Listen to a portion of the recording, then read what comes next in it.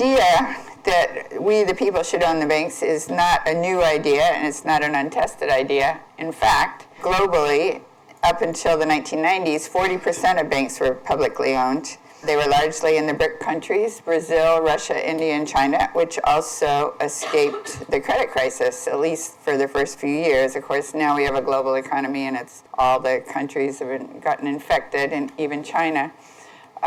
So today, 25% of banks are globally owned. And the largest banks globally are publicly owned, including the two largest banks by market capitalization, which are in China. The largest bank by deposits, which is Japan Post Bank. They sold off 11% of their stock in November, but they're still majority owned by the government. The largest bank by number of branches, the State Bank of India, the largest development bank, which is in China, and the 7 safest banks led by KfW, which is the German Public Development Bank. It's also in states with strong public banking sectors that we've seen economic miracles, where they've gone from abject poverty to quite profitable economies, including China, Korea, Taiwan, Singapore, Hong Kong, post-war Germany and Japan, Brazil, and Argentina. China is the leader. That's this red line that just cuts through everything else. They grew by 10% a year for 30 years, which was unbelievable. They're slipping now, but they're still growing. Last year, they grew 6.9%, so they're still doing remarkably well, and they have a very strong public banking sector. Korea is another economic miracle. According to Ha-Joon Chang, who wrote a book called Bad Samaritans, he's a Korean economist, per capita income increased 14-fold in 40 years, something that took Britain 2 centuries and the U.S. 1.5 centuries to do. And he says in his book is basically all about how it was not actually capitalism that was responsible for this remarkable growth. He attributes it to the fact that the government owned all the banks, so it could direct the lifeblood of business, which is credit. So that's the key, it seems to me, why we need banks in the first place and why they should be publicly owned. Today, banks create credit, but they manipulate this for their own ends. And they don't just create credit like issuing loans, they actually create money. So they create the vast majority of the money supply. You can tell that from this chart. The blue line is coins and dollar bills, so that's what's created by the government, but very little of it is actually created by the government, and all the rest, that red line, M2, the circulating money supply, comes from banks when they make loans. Money reformers have been saying that for decades, but the Bank of England just came out, so now it's official if the Bank of England says it. Contrary to popular belief, banks do not actually lend their deposits. They create money in the form of bank deposits when they make new loans. So what's wrong with this model? First of all, if all money is created as debt, in order to pay back these loans, all that money has to be repaid into the circulating economy in some way in order for the debts to be repaid. But it isn't. For one thing, more money is always owed back than was issued in the first place. So over the course of a 30-year loan, you're going to owe twice as much as was created in the original loan. There are people who calculate this out and say, well, it's still possible to pay it back if the lenders pay all the money that they get every month back into the system or give it back to the borrowers, but that just doesn't happen. The money is, some people save money, they don't spend it back into the system. It goes into offshore tax havens, it goes into more money-making money schemes. So what you wind up with is debt grows exponentially while the real economy grows linearly, which is an unsustainable situation, that the exponential growth ultimately hits a wall when you run out of borrowers. We went around the world. First we basically exploited the third world, and now we're back at exploiting our own homeowners, etc. So when you run out of debtors, then the whole thing collapses. Second of all, the fact that private bankers have control of who gets the money and on what terms. When you put your money in the bank, legally it becomes the property of the bank. All you have is an IOU. Legally, they can do what they want with this money. We used to have, in the U.S., we had the Glass-Steagall Act, which ever since the 1930s, banks were required to keep their deposits separate from their investing, so they couldn't gamble with your deposits. But under President Clinton, that it was repealed. And so now they can do their derivatives, they can buy oil, they're buying all sorts of things with our deposits. They can determine who gets loans and on what terms, so they can make loans to their cronies very cheaply, or they can lend to each other at what they do is lend to each other at the Fed funds rate, which is currently 0.35%, and then they lend to us at whatever, up to 16 or 18% on credit cards. And they cannot lend at all, which creates booms and busts. And third is risk. They have managed to persuade us that if, under capitalism, of course, if they're a bankrupt bank, they should just go out of business. But if you're a big bank, you get bailed out by the taxpayers. And when governments got tired of bailing them out, or in 2010 in the US, we had the Dodd-Frank Act, which supposedly said no more bailouts. But the way they avoided bailouts was with bail-ins. So banks are mandated to, it's not just legal, but they're actually required to take their creditors' money to recapitalize themselves, which means that the money of the stockholders, the bondholders, and the depositors, the largest class of creditor of any bank. And we saw the effect in Cyprus, which was the first of these bail-ins, but there have been a lot of bail-ins in Europe last year, and more are expected starting in January in the EU. They're actually supposed to take the depositors' money. Theoretically, you're protected by deposit insurance, but you're limited by whatever deposit insurance group you have covering you. In the US, we have the FDIC, but it only has $67 billion in it to cover $6.5 trillion in deposits. So some money reformers, I'm sure you've had presentations here, it's a very popular idea that we should therefore eliminate the ability of banks to create money and give that power solely to the government. But the problem with that is you're then going to eliminate everything between the blue line and the top of the red line, all that money which is created by banks. When those loans get paid off, you have to replace that money in some way. Either you're going to have a radical shrinking of the money supply, or you're going to have a monetary authority that has to issue, in the US, it would be like $10 trillion worth of money to fill the gap. And how would you, it'd be very disruptive. It's, kind of a radical change in the system, and it seems just unlikely to happen. But the easier alternative is to continue to allow banks to create money, but make the banks be public utilities, owned by the people, acting on behalf of the people in the public interest. It seems to me the ideal model was in colonial Pennsylvania in Benjamin Franklin's day. For 50 years, they paid no taxes except for an excise tax on liquor. There was no inflation caused by, extra money. There was some prices inflated because of shortages, and there was no government debt. So it was a totally sustainable, perfect money system. That what they did was, all the colonies at that time issued paper scrip, but in Pennsylvania, they issued most of it in the form of loans. They had what was called a land bank, so they made loans to the farmers. This is just my hypothetical model, but let's say you started with $105. You could lend $100 at 5% interest, and then you could spend the 5%, the $5 into the economy for your budget, roads and bridges and so forth, and then the whole 105 would come back as principal and interest, and then you could lend 100 again, spend the 5, it all comes back as principal and interest.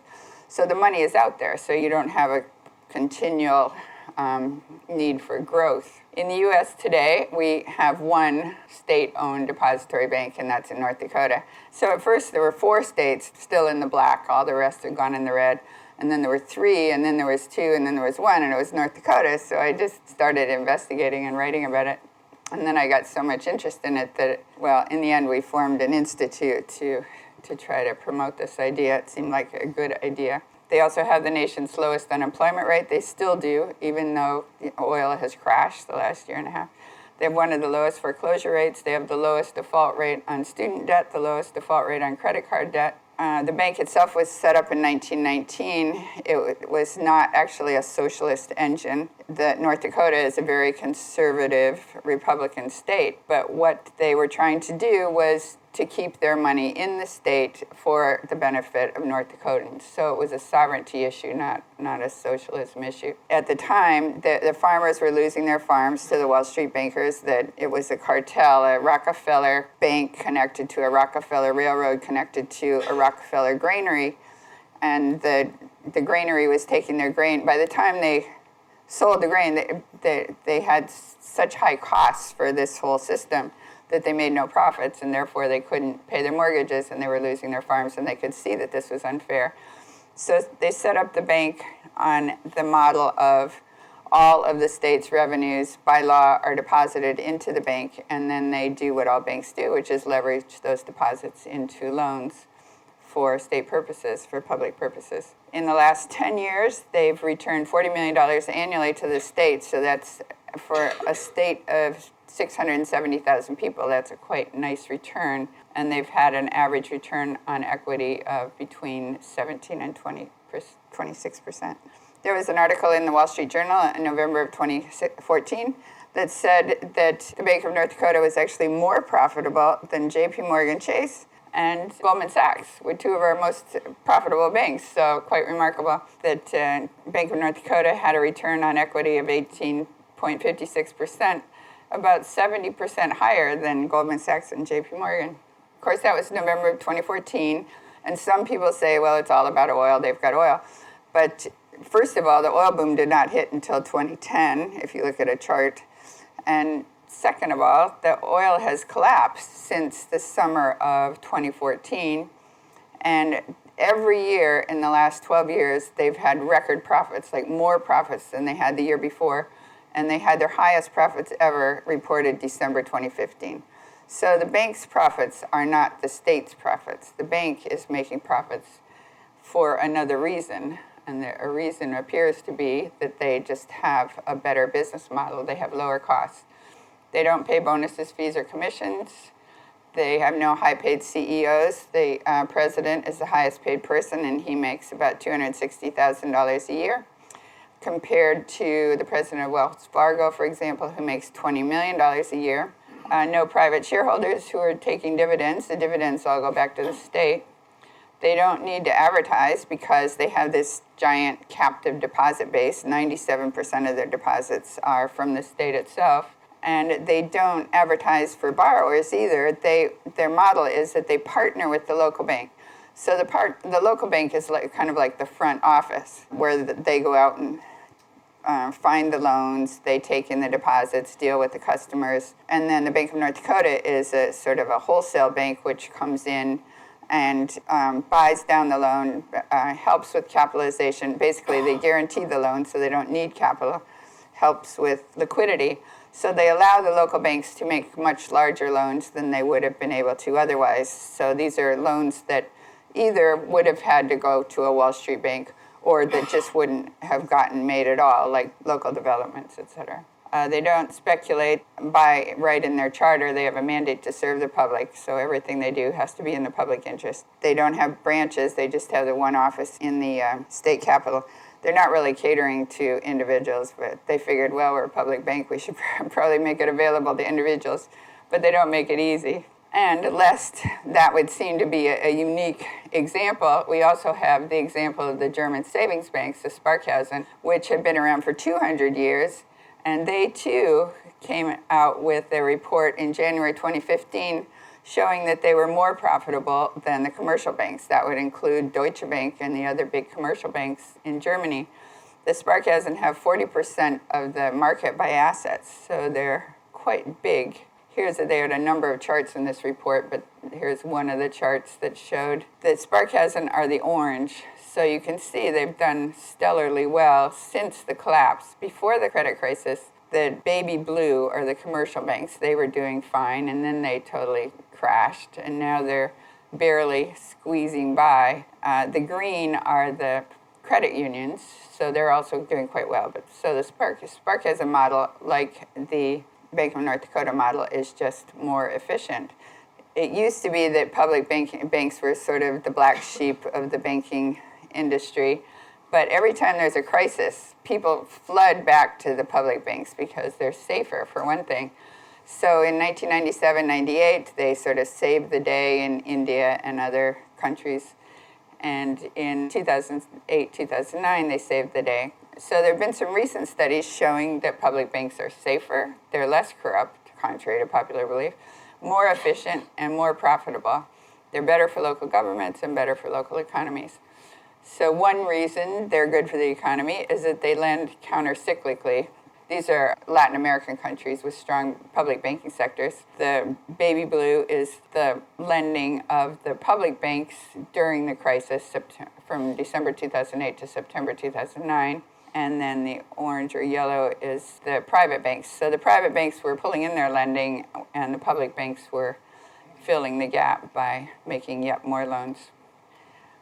If you are a state and you borrow from yourself, from your own bank, you can also save 50% on the cost of infrastructure, because 50% of the cost of infrastructure is financing. So for example, these are just two examples from California, where I'm from. They recently redid the Bay Bridge. They did a whole section of it. And it was supposed to be $6 billion, but by the time you add in interest, it'll be $12 billion. So had they funded that through their own state-owned bank, which I'm working on with them, they could have saved the $6 billion. The bullet train is the same, California bullet train. They haven't done it yet. I mean, they're just started on it. So they've got the voters approved a $10 billion initial outlay. And by the time you factor in interest, it'll be another nearly $10 billion.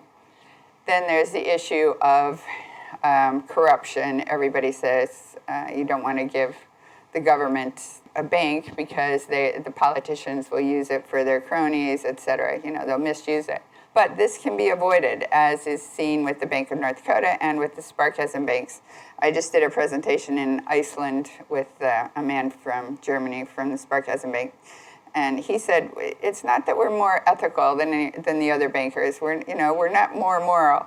He said, we just have rules. It's in their charter. They can only do certain things. So they don't gamble, no speculation, no bonuses, fees, commissions. They are fully accountable to the community that owns them. And it seems to me that today we can do something that we never could do before, which is have 100% transparency. Like, you could put all your books up on the internet and for everyone to see. I mean, corruption could be seen, and if it's in violation of a rule, you sue them or you get rid of those people and put honest people in.